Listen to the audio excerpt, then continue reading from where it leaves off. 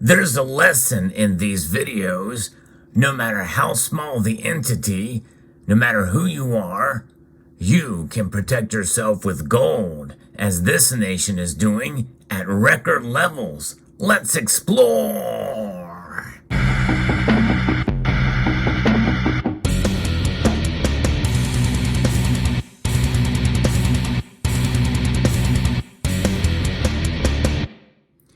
Now, that nation is Mongolia.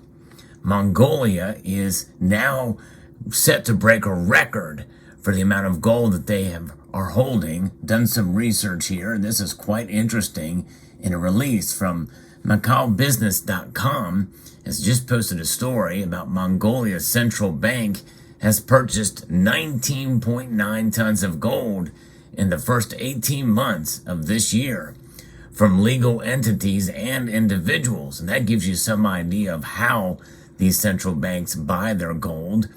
You may have heard me report recently that some central banks around the world collect gold in various different forms, mostly contract-sized bars, stored either off-site, maybe at the London Bullion Market Association, the Bank of England's vaults, or perhaps in the form of bars in their own country. You know, there's various different ways that it can be stored, just like there is with individuals that do accumulate gold. But nonetheless, Mongolia is making a break to purchase gold. Why? To protect themselves. And we're going to talk a little bit about that in this video, because there's a trend that we are seeing with Mongolia. Quite interesting indeed. And it just goes to show you that some of these central banks liquidate as well. And they sell from time to time. And I guess that is what we've seen in some of the data for some of these smaller, more developing countries or third world countries that they do. And Mongolia is a nation that is now starting to make news here with this, at least on this channel. Perhaps others will report on it as well. But the MacauBusiness.com is certainly recognizing this. And there has been reports of increased holdings of gold for Mongolia last month as well too that I missed. But I like to cover these smaller nations when they accumulate gold, because we can relate to them, at least to some level and to some degree.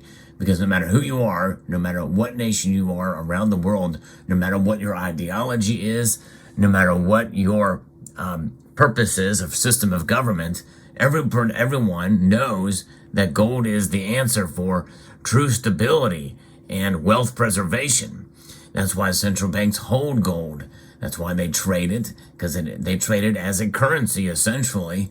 And even the central bank of central bankers has marked it from a tier 3 asset to a tier 1 asset, putting it equal to and on par with cold, hard cash.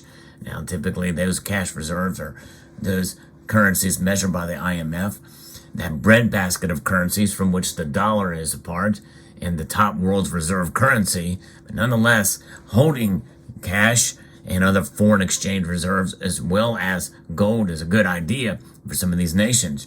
And gold is the common denominator between all these nations as well as these currencies. But really, in the end, the gold acts as the ultimate fail-safe in case we get into problems with our currencies. And that is what happens. Most currencies around the world end up fizzling and fading away, or being reset and transformed with a different look, different colors on the notes and the like, and reset as other nations have done in the past, and which we can look forward to in this country and many other nations around the world as we utilize technology in order to implement central bank digital currencies. We know that's coming.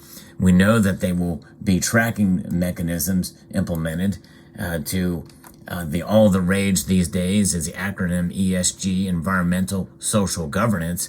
You can't do that with gold, although gold in and of itself, being the metal that exists because of its very being, you know, it has that intrinsic nature to it that is attached to value that is measured throughout history and confirmed by history. Nonetheless, you can use technology to track and trace gold as long as it stays in the form that is recognizable to be tracked, such as serial numbers, such as security features and the like that you find oftentimes in some gold pieces. out there, but beautiful they are nonetheless. How they come and how they are stored is certainly important, and recognizability is also important when you're holding gold. And the central banks obviously know this, but nonetheless, Mongolia has made this effort to make this large purchase from these entities and individuals. And central banks hold coins as well as bars, and smaller, they can hold contract size bars such as the 400 ounce, kilo size bars, and coins. Yes, pretty remarkable to think about. And that's what we do too. Now, obviously, you and I don't know of anybody that has a 400 ounce bar. Anybody anywhere that has that. I know several that have 1,000 ounce silver bars, so contract size bars, the small contract size. A larger contract for silver will be 5,000 ounces.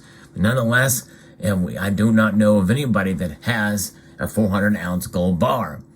Kilo size bars are probably the top level tier that you may have heard of somebody owning. But regardless, as of November, the Bank of Mongolia's average gold purchase price has been about $57.70 per gram. That's according to the bank in a statement. And so purchasing gold is one of the key ways for the central bank to ensure the country's economic stability by consistently increasing foreign currency reserves, said the bank. And that is definitely something that we think about. Now, for you and I, we don't really collect foreign currency in that regard. It would be useless and pointless for those of us in our nations. But nonetheless, gold is an integral part. We don't do international trade, most of us here in this community. You may find some who do that, and they obviously hold currencies of the nations that they visit frequently. That would be smart to do that, and it would be smart to trade those currencies against the dollar so that you can get the best value, for sure. But regardless, holding these currencies is not really the most optimal thing for most of us, so we hold gold. And we can be our own central bank in that regard. When we have our own reserves, we increase our reserves. Now, again, these central banks trade in and out. And if I look at a chart of Mongolia, I can see what their gold holdings have been like over the course of the past 25 years. And it's been remarkable to see the uptick, because it was really the most that they had ever had before the pandemic was about 10 tons. 10 tons of gold, a very small amount, but, again, Mongolia is a small country with their GDP and the like, so it's not out of the ordinary, and there's other countries that have much less than that, and obviously other nations, surprisingly, have a lot more than that, given their economic situation. Holding gold in Mongolia, they are seeing as a very important thing to do, and, after the crisis in 2007, 2008, they started accumulating a bit more, but then it fell off the radar, right around 2009, and their holdings went down. They sold off some gold, according to the data from the World Gold Council. And then you go through the chart, and you can see, if you look at the numbers, great increases, really even before the pandemic. And some of this started I don't know if it was coincidentally around the time of the repurchase agreements that started in 2019, and that was a big deal. Not really covered much in the news, but I remember those times, and that was before the pandemic. But then during the pandemic, it was during that time that they had increased dramatically at around the second quarter and to up to 23.4 tons of gold. That's the record amount that they've ever had. And understandably so during that time. There was a pandemic. We weren't sure where things were going. And that is, I think, what part led to some of the higher gold prices. But then when it peaked out with the price of gold, they decided it would be more advantageous for them to sell off. And they were actually smart to do that at the time, because gold price went down. And then they got down into January of last year down to 8.16 tons, which is still appreciably more than they had in the past. And but going through time, we see that Mongolia is making a big leap forward from 8.18 tons just around the third quarter of the year to now they are up to almost 20 tons and heading towards a goal, by the way, as a press release says here, that they want to set a goal to purchase at least 24 tons of gold in 2022 to increase the country's foreign exchange reserves. 24 tons of gold. That would break the record since the pandemic, which means that Mongolia sees that something's coming, and likely these other central banks see it too. So that's why they are adding more gold to their reserves. And they hold this gold as part of their foreign exchange reserves in order to protect themselves. And that's exactly what Mongolia is doing right now, holding on to gold. Certainly a smart move for them. If it's a smart move for Mongolia and these other nations, whether or not we agree with their policies or what have you, or their system of government, it's smart. We can all agree on that for sure, to have a little bit of gold in our portfolio.